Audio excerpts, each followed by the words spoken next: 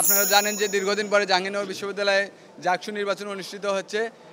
আমরা শুরুতে সকাল ৯টায় যে নির্বাচনের আনুষ্ঠানিকতা শুরু হয়েছে, আমরা আমাদের মীর মোশাররফ হোসেন হলে ভোট প্রদান করার মাধ্যমে আনুষ্ঠানিকতা শেষ করে আমরা এসেছি। আপনারা জানেন যে সকালবেলায় কাজী নজরুল ইসলাম হলে একটু অপ্রীতিকর ঘটনা ঘটার পরিবেশ তৈরি হয়েছিল। এখানে শিবির সভাপতি যে আসলে মেয়াদ উত্তীর্ণ শিক্ষার্থী, তিনি হলের ভিতর ঢুকে সাধারণ শিক্ষার্থীদেরকে ম্যানিপুলেট করার জন্য এই ভোট ইঞ্জিনিয়ারিং করার জন্য এই একটা চেষ্টা কাজী নজরুল ইসলাম হলে শিক্ষার্থীরা তাকে অবশ্যই সেখান থেকে সাধারণ শিক্ষার্থীরা বের করে দিয়েছে, যার জন্য আমরা প্রথম ভিজিট হিসেবে মীর মোশাররফ হোসেন হল থেকে কাজী নজরুল ইসলামের হলেই এসেছি।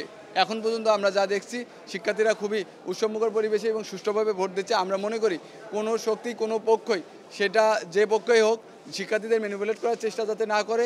যদি এইরকম কোনো অপ্রীতিকর ঘটানোর চেষ্টা করে, তাহলে অবশ্যই সাধারণ শিক্ষার্থীদের সাথে নিয়ে আমরা এটা প্রতিহত করব। গতকাল আমরা ব্যালট বাক্স সংক্রান্ত এবং ছাত্রদলের সাবেক এবং যুবদল অনেকজন আসছে, আমরা সামাজিক যোগাযোগের মাধ্যমে দেখেছি। এই বিষয়ে ছাত্রদলের বক্তব্য আপনারা জানবেন যে ভিডিওটা দেখানো হয়েছে বা যে ভিডিওটা প্রকাশ করা হয়েছে, এটা একদম পরিকল্পিতভাবে দেখানো হয়েছে।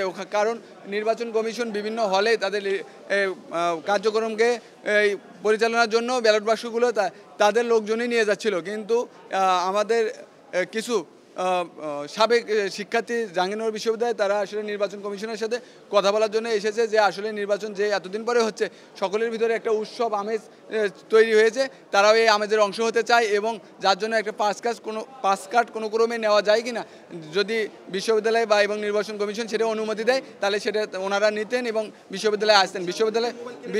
বিশ্ববিদ্যালয় কর্তৃপক্ষ সেটা অনুমোদন করেনি এবং আপনারা দেখবেন যে আমাদের কোনো সাবেক শিক্ষার্থী এখানে আসেনি, কিন্তু আপনারা দেখবেন যে রাতের আধারে, গভীর রাতে বা সকালবেলায় চলে এসেছে শিবির সভাপতি এই হলে, আপনারা যে হলে অবস্থান করছেন।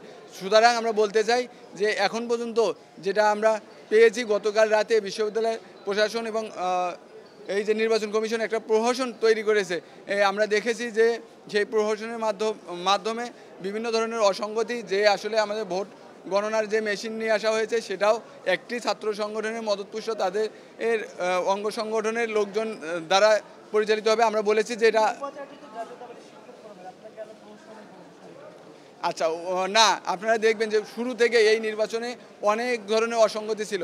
গতকালও আমরা যেটা দেখেছি যে ছাত্রলীগ মদতপুষ্ট যে প্রার্থী, তাকে একটা মনে হয় তার জন্য সুবিধা দিচ্ছে, একই সাথে শিবিরের সমর্থিত যে প্যানেল, সেই প্যানেলকেও সুবিধা দিচ্ছে। আমরা দেখেছি গভীর রাত পর্যন্ত শিবির সভাপতি নির্বাচন কমিশনে বসেছিল এবং তাদের যত নেতাকর্মী ওখানে বসেছিল।